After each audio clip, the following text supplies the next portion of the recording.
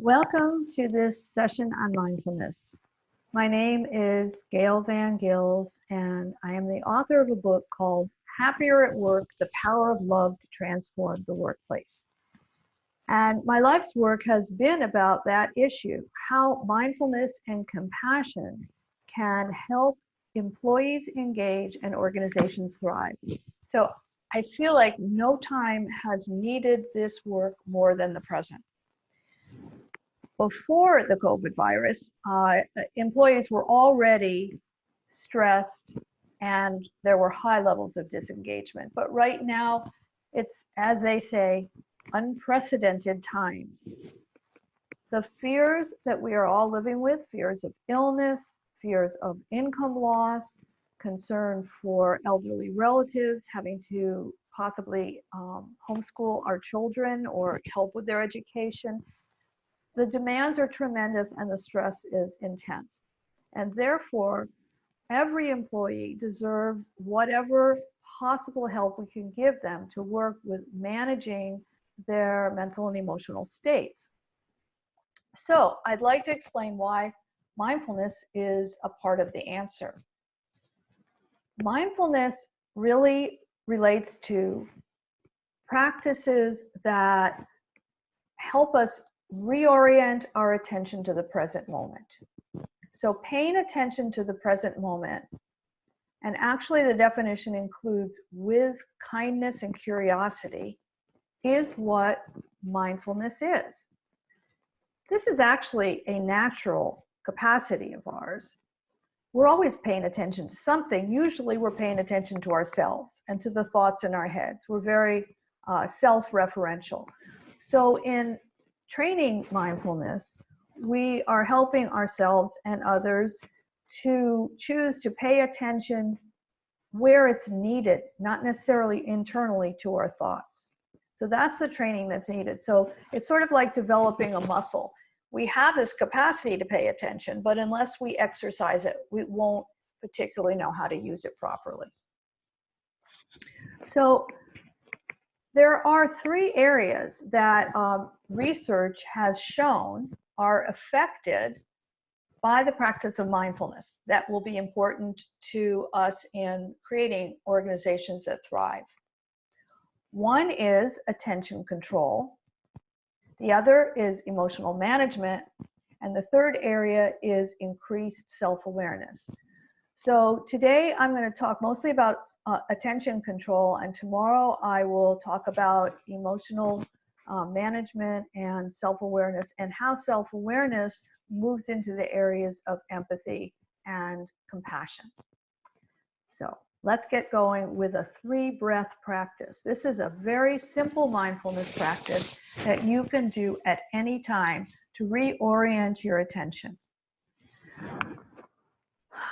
So sit comfortably, feel yourself grounded in your chair, and let's take one breath together to orient our attention.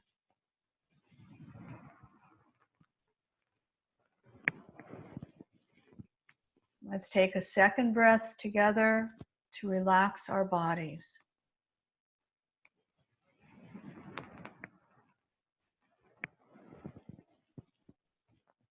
And a third breath to ask ourselves the question, what's important now?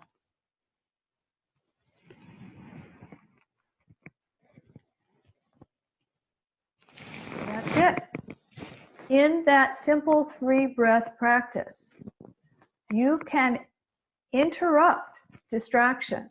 You can wake yourself up from sleepiness, or you can calm a busy, upset mind. Now, that is a very short mindfulness practice, and in order to really train and get the benefits that research shows, we need to do a practice where we're able to go a little bit longer and notice the cycle of distraction and reorienting attention.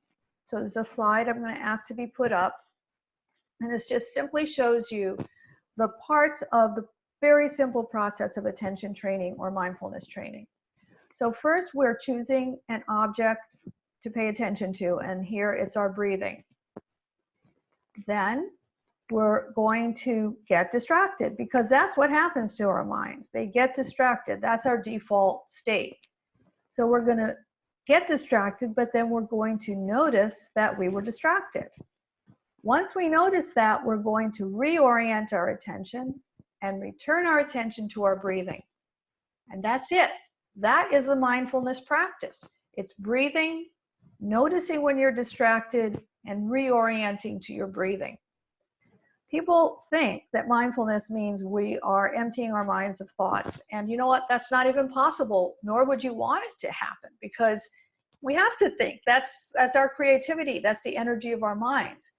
It's just that we don't want our thoughts to run us. We don't want them to be like a wild horse that carries us away. We want to notice what we're thinking about and be able to choose where we place our attention. So that's what mindfulness is. Doing this actually changes our brains. It's called neuroplasticity, and this is the research that I've been referring to. So you can feel good that when you're practicing mindfulness, you're actually building more gray matter. So this is really, a 2-for-1. You get the momentary pleasure of being able to return your attention where you wanted it, and for the long term, we are building this capacity to more easily return from either distraction or emotional distress to being able to be in control of our mind and our emotions.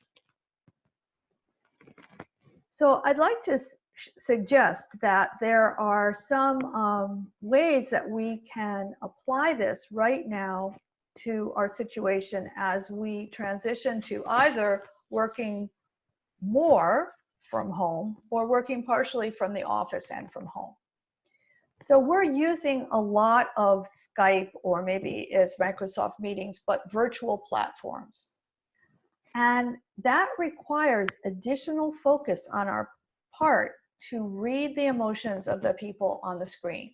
I'm just a talking head. You're not getting a lot of information from me. So you need to be able to read my tone of voice and ask good questions. Did I just sound a little annoyed maybe? Well, maybe that I wasn't. So you should ask me. You should get curious. So we need to be attentive to the message that we're getting and notice what we're not getting. So that's simple enough if you're one-on-one and both people have their cameras on. That is really critical, because if one person has their camera off and they could be extremely distracted looking at emails or doing something else, that conversation is not going to be productive. So I think it's important that the cameras are on if we're having these virtual meetings. And then we have a team meeting or group meeting. And I call it the Hollywood squares. We have all these spaces up there and people are talking at different times, and it can be very difficult to focus. It can be very distracting. So we have to use the skill of mindful listening. Mindful listening may be the most important way to apply mindfulness in terms of communication. Open yourself to really listening to the other person without interrupting. Notice when you have the urge to interrupt and then return to listening. Notice when you have a thought or a judgment about what they're saying and return to listening. And then remember to leave space for curiosity so that later you can ask them about what they said and they will know that you heard them. If you notice that I mentioned that you're noticing things and returning, that is why this is also a mindfulness practice, because you're building those same neuron pathways back to your prefrontal cortex when you notice yourself being distracted from listening. So not only are you giving a gift to the person who's speaking, but you're still working on training and changing your brain. Now I'd like to end with 3 micro practices that you can bring into your work. Micro practices are very short, little practices that apply mindfulness on the spot. So if you find yourself either distracted, sleepy, or emotionally agitated, maybe triggered by an email, this is a quick practice called stop. So stop, S stands for stop. Just stop what you're doing. T stands for take a breath or 2. O stands for observe. What am I feeling in my body? What's going on here? Am I upset? Am I being judgmental? What's happening? What am I feeling? And after I understand what I'm feeling through observing it, then P stands for proceed. Now I can take an action. I can choose my response. So that's the practice called stop. Second practice is very simple. It's called step away. If you find yourself in a situation where you feel out of control, where you feel triggered, sometimes the best thing to do is just get up and walk away from your desk for a moment. Take a few breaths, wash your hands, go take a moment outside, whatever it takes, just step away and come back with a fresh view. And the third practice is a minute to arrive. And so I really recommend this between virtual calls and, of course, when you enter real meetings also. But it's important to reset. And that 3 breath practice was a reset practice. Well, a minute to arrive is the same kind of thing. When you go into a meeting, this can even be a practice that is shared by everyone in the meeting, whether it's a minute or 30 seconds. Just take a few breaths. Feel yourself in your body. Let go of the last meeting. Let go of the last thing you were doing and be fully present and available for your colleagues, for your work, and for being the best that you can be. So thank you for your attention, and I look forward to talking to you again tomorrow. Bye-bye.